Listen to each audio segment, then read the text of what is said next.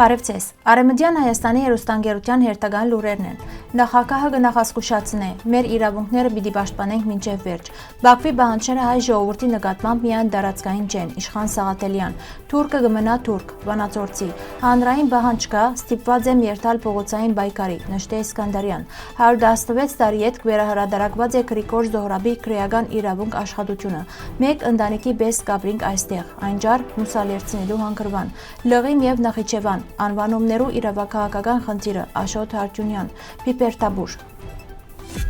Արևմտյան Հայաստանի հեռուստատեսության ուղիղ եթերի ընթացքին նախագահ Արմենակ Աբրահամյան շեշտեց, որ մեր ազգային հավաքականությունն ու իրավական գիտակցությունը հիմնական պայմաններն են, որպեսզի հայությունը կարենա պաշտպանել իր իրավունքները եւ պահպանել պատմական ժառանգությունը։ Արմենակ Աբրահամյանի խոսքով Արևմտյան Հայաստանի եւ Արցախի մեջ մեր ժողովրդի վիճակը միշտ եղած է մարտահրավերներով լի եւ 1994 թվականին ի վեր իրականացված ծրագիրները նպատակ ունեցած են պաշտպանելու մեր ընտանիքները, երեխաները եւ հայությունը ընդհանրապես։ Արմենակ Աբրահամյան անդրադարձավ նաև 1915-ի ողբերգություններուն, Սևրի դաշնակրին եւ միջազգային արձանագրություններուն աստեցության, ընդգծելով, որ արտաքին ուժերը հաջող կանդեսեն մեր պատմական գոյությունը, սակայն հայությունը բարտավոր է շարունակելու իր իրավունքներու առաջխաղացումը, գործածելով պետական, իրավական եւ քաղաքական գործիքներ։ Ան կարևորեց նաև երիտասարդ սերունդին գրթություն ու հավաքական աշխատանքը հայկական ինքնությունը ապրապնդելու եւ ազգը ուժեղացնելու համար։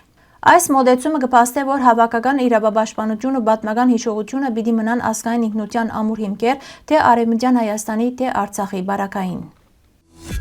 Հայաստան խմբակցության պատգամավոր Իշխան Սաղաթելյան ուղիղ եթերի ընթացքին նշեց. Գեղարքունիքի մարզի մեջ եմ։ Իմ դիմաց կգտնվի Վարդենիսի լեռներու այն հատվածը, որոնց մասին 2021 թվականին Նիկոլ Փաշինյան ըսավ ինչ կարիք կա ծյունաբաց սարերու համար պայքարելու եւ զանոնք հանձնեց Ադրբեջանին։ Այս դիմացի բարձրաթիվ լեռն այսօր արդեն կգտնվի ադրբեջանցիներու վերահսկողության տակ։ Եթե մինչև Արցախի հանցումը ադրբեջանական զորքերը մեր սահմանեն 50 կիլոմետր հեռու էին, այսօր անոնք Վարդենիսի բարձրաթիվ լեռներուն վրա են։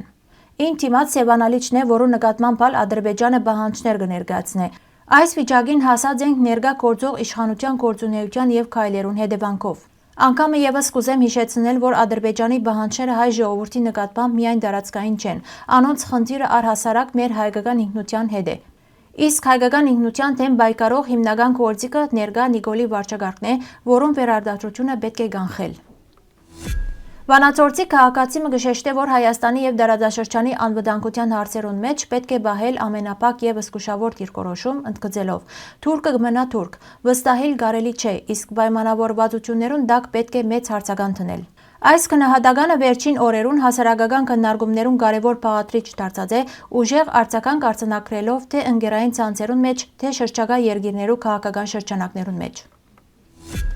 Արցախի պետական նախարար նշտե Իսկանդարյան կհայտարարե, որ արցախցիներու հասարակական խնդիրները կխորանան եւ իրավիճակը կգրնա բերել փողոցային պայքարի։ Վերջին շրջանին ան դեսանյութերով ներկայացուցած է, թե որքան ծանր պայմաններու մեջ կապրին բռնի դեղանված ընտանիքները։ Ան նաեւ ահազանգած է, որ 2023 թվականի վարելիքի բահեստի բայթումեն զոհվածներու ընտանիքներու ղարքավիճակին հարցը դակավին անլուծելի է։ Օրինակ, միայնակ մայրը երկու անչափահաս երեխաներուն հետ ամիսներ շարունակ չի գրնար վճարել դան վարձը եւ կանգնած է անօտայվան մնալու վտանգի առջև։ Ան քննադատած է կառավարության բնակաբավման ծրագիրը հատկապես փոքր ընտանիքներու համար հարաճածած խնդիրներով։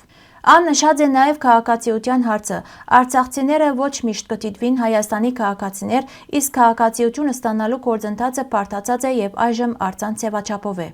Ան կենթադրե, որ այս մեխանիզմը կգրնա քաղաքական ենթահող ունենալ հարաճիգա ընտրություններու համաձայնին մեջ։ Վերադարձի մասին խոսիլը ներկա պայմաններուն անիմաստ է, սակայն ինք վերահաստատած է, որ եթե հանրային պահանջը շարունակե աճիլ, փողոցային պայքարը պիտի դառնա օրագարկային քայլ։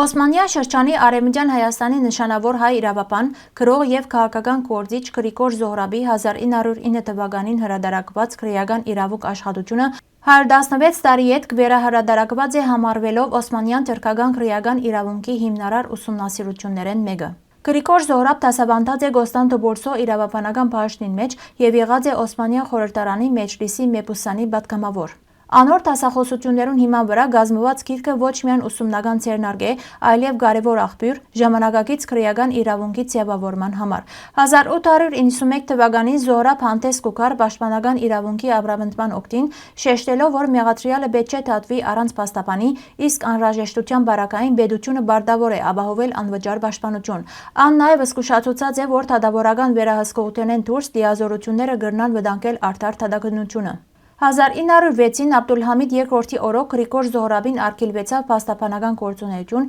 եւ ան մեկնեցավ Փարիզ։ 1908-ին սահմանադրության վերականգնումեն յետ վերադարձած է Կոստանդնուպոլիս եւ վերսկսած դասավանդումը։ 1909-ին անոր դասախոսությունները հրադարակված են 281 էջ եւ 6 բաժիններով։ Քիրքի նոր 2025 թվականի հրադարագությունը պատրաստված է թուրք փաստաբան Տուղայ Այդենի կողմէ եւ լույս տեսած է ակադեմիկ շրջանակներու մասնակցությամբ։ Այս վերահրադարակչությամբ Գրիգոր Զոհրաբի իրավագիտական ժառանգությունը գրգին հասանելի է հետազոտողներուն եւ իրավաբաններուն համար, բանալով նոր քննարկումներ թե իրավունքի, թե մտավոր պատմության ոլորտներուն մեջ։ Այնջարը այսօր ոչ միայն մուսալերցի հայրու բնակավայրն է, այլև պատմամշակութային եւ բնապահպանական զբոսաշրջության կարևոր կետրոն։ Քաղաքի աղբյուրներուն շուրջ ձևավորված է հարուստ կենսաբազմազանություն։ Այնջարը հայտնի է իր 5 քաղաք ամրոցով, կառուցված 8-րդ դարուն, Օմայադներու խալիֆայության օրոք, ուր պահպանված են բալատներ, մզկիթ, բանիկ, արևդրական փողոցներ եւ շուրջ 600 խանութի ավերակներ։ 1984 թվականին հնավայրը ներառված է ՅՈՒՆԵՍԿՕ-ի համաշխարհային ժառանգության ցանկին մեջ։ 1939 թվականին, երբ Ալեքսանդրետի սանջակը միացվեցավ Թուրքիո, մուսալերցի հայերը երկրորդ անգամ լքեցին իրենց հայրենիքը եւ հաստատվեցան Անջարի մեջ գիսաանապատային տարածքը վերածելով ծագում բնակավայրի։